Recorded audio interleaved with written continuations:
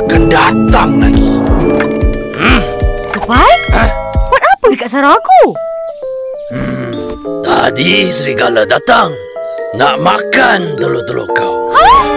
Tupai, mana telur aku, Tupai?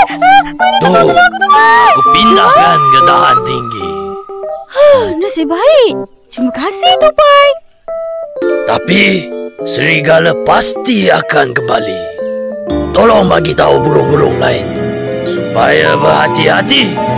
Jangan tinggalkan sarang tanpa dijaga.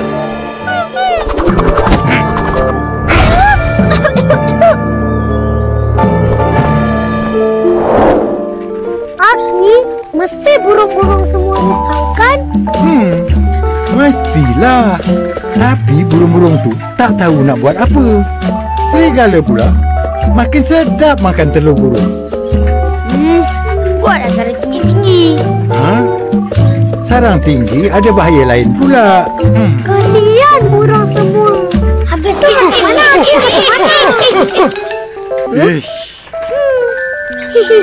Habis tu burung-burung pun.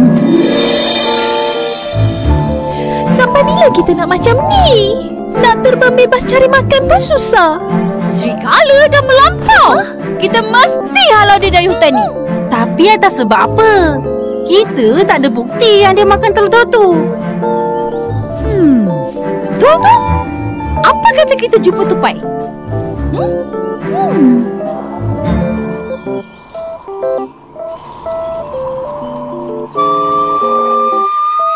Tupai! Oh ya.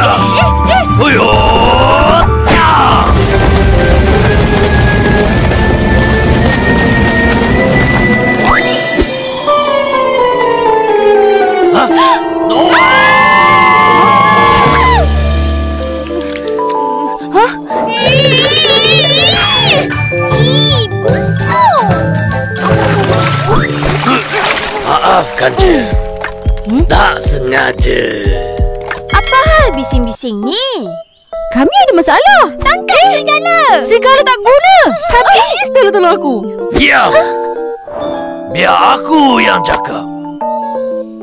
Tadi telur mebah hampir dimakan serigala. Tapi aku sempat halang.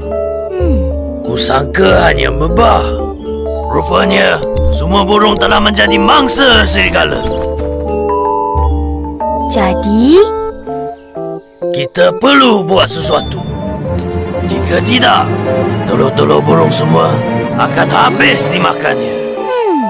betul ke serigala yang makan? Kau ada nampak?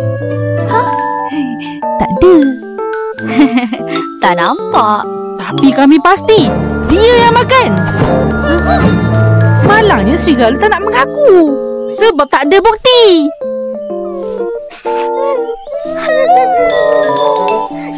Tolonglah kami. Kalau macam tu, apa kata kita perangkap serigala?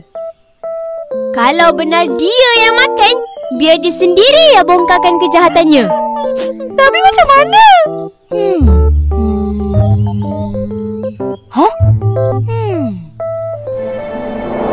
Oh, macam tu.